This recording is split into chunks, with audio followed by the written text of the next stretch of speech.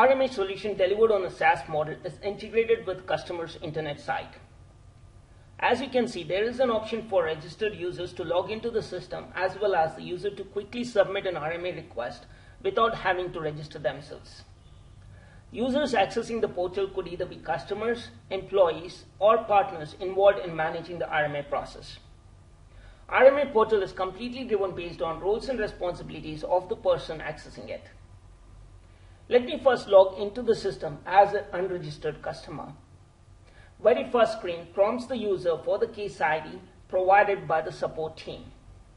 In order to demonstrate the roles and responsibility based portal capability, let us now log into the system as a registered customer.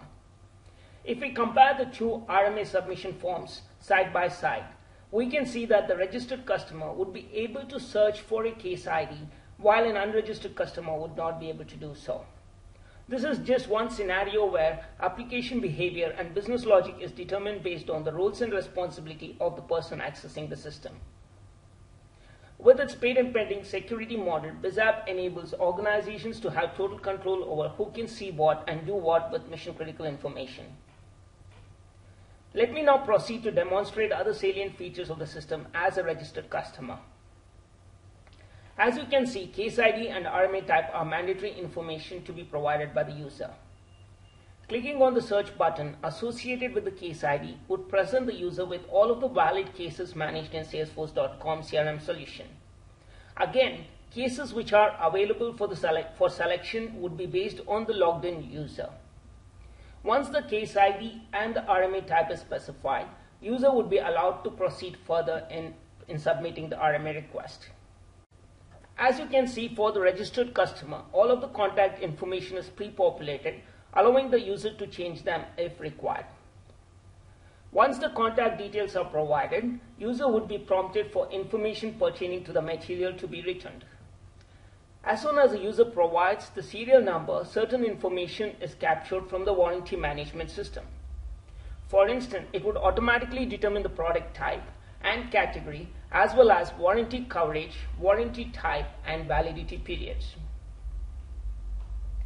It is possible for the user to return multiple products in a single RMA request. Let us go ahead and submit one other RMA request, and this time, as you can see, warranty options are going to be different.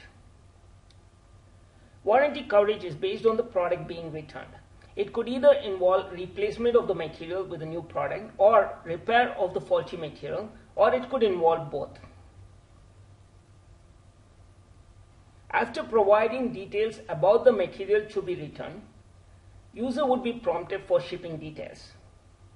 Based on the kind of RMA and shipping options chosen, customer would be charged for specific amount, and integration with payment gateway automates this process. Amount being charged would have two components, one of which is going to be charged to the customer upon successful submission of the RMA request, while the other would be put on hold. Customer would be charged with the amount being put on hold only if he does not return the material within a stipulated period of time. Integrated business rules engine combined with configurable rules and process monitoring infrastructure enable BizApps to track the material return status and accordingly charge the customer with the amount being put on hold at an appropriate time. Once credit card details are provided, users can submit the RMA request. Submission of the RMA request would trigger the actual RMA workflow and automatically initiate various sub-processes such as replacement or repair management process. In this particular case, repair requests are being created in IBM Rational ClearQuest, while replacement requests are managed using Salesforce. Let us quickly look at the newly created replacement request in Salesforce.com. As you can see, a new case has been created in Salesforce to track the replacement process associated with the newly submitted RMA request. By way of virtualization, customer would not only have access to RMA request they submitted, but will also have visibility to real-time status on processes managed using other external systems.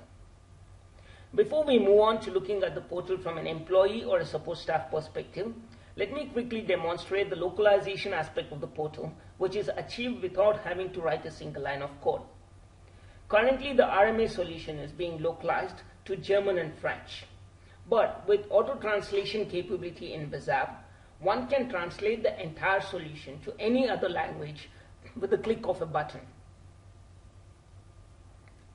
Now, let us log into the system as a member of the support staff.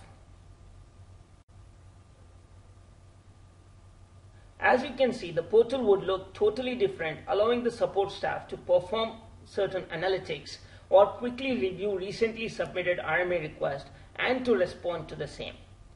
Let me drill into the recently submitted RMA request. If you notice, the support person is presented with the same form, except he has several other operations he can perform on the RMA request. This again is based on the roles and responsibility associated with the logged in user.